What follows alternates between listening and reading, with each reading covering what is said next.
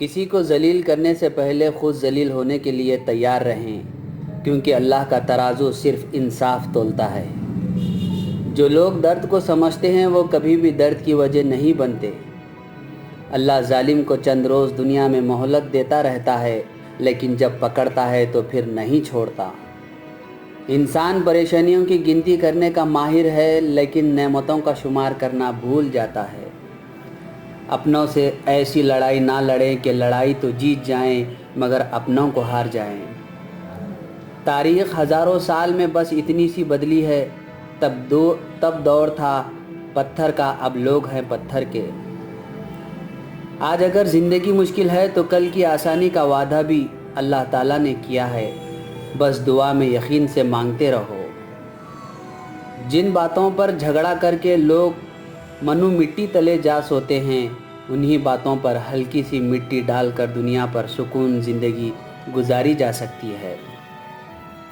صبر میں شکوہ نہیں ہوتا، صرف خاموشی ہوتی ہے، اور اس خاموشی کا شور صرف اللہ ہی سنتا ہے۔ قرآن پاک بار بار کہتا ہے، نا امید نہ ہو، کمزور نہ پڑھو، غمگین نہ ہو، بے شک اللہ ہر چیز پر قادر ہے۔ جس کی انا اس کے خط سے اونچی ہو وہ شخص رشتے نبھا نہیں سکتا۔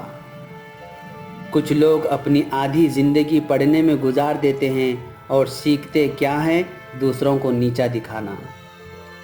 زندگی جب رلائے تو سمجھ جانا گناہ معاف ہو گئے، زندگی جب ہنسائے تو سمجھ جانا دعا قبول ہو گئی۔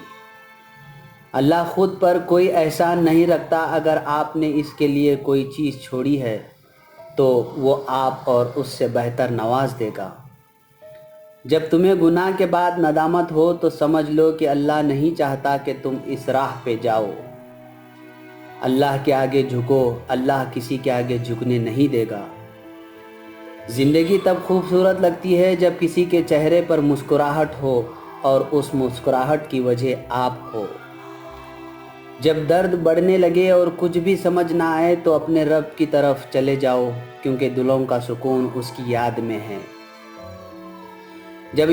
جب عبادت سکون دینے لگے تو سمجھ جاؤ کہ اللہ تم سے راضی ہے۔ کائنات میں کوئی اتنی شدت سے کسی کا انتظار نہیں کرتا جتنا اللہ اپنے بندے کی توبہ کا کرتا ہے۔ جب کوئی دل دکھائے تو چپ رہنا بہتر ہوتا ہے، کیونکہ جنہیں جواب نہیں دیتے انہیں پھر وقت جواب دیتا ہے۔ دنیا میں سب سے تیز رفتار چیز دعا ہے، جو دل سے زبان تک پہنچنے سے پہلے اللہ کے پاس پہنچ جاتی ہے۔ انسان کے جسم کا سب سے خوبصورت حصہ دل ہے، اور اگر یہی صاف نہ ہو تو چمکتا چہرہ کسی کام کا نہیں۔ مقدر اتنی بار بدلتا ہے جتنی بار بندہ اللہ پاک سے رجوع کرتا ہے۔ جو لوگ دوسروں کی خوشی میں خوش ہوتے ہیں ان کی خوشی میں کبھی کمی نہیں آتی۔ جن گھروں میں اللہ کا ذکر ہوتا ہے وہاں سکون، محبت اور برکت نظر آتی ہے۔ اگر تم غلطیاں نہیں کرو گے تو کیسے پتہ چلے گا کہ کون تمہارے گرنے کا انتظار کر رہا ہے؟ وقت اچھا ہو یا برا، اللہ کبھی بھی کسی کا ساتھ نہیں چھوڑتا۔ برے سلوک کا بہترین جواب اچھا سلوک، اور جہالت کا بہترین جواب خاموشی ہے۔ اللہ کی راہ میں کوشش کرو اور کبھی پیچھے نہ ہٹو، کیونکہ تم سے کوشش مانگی ہے، نتیجہ نہیں۔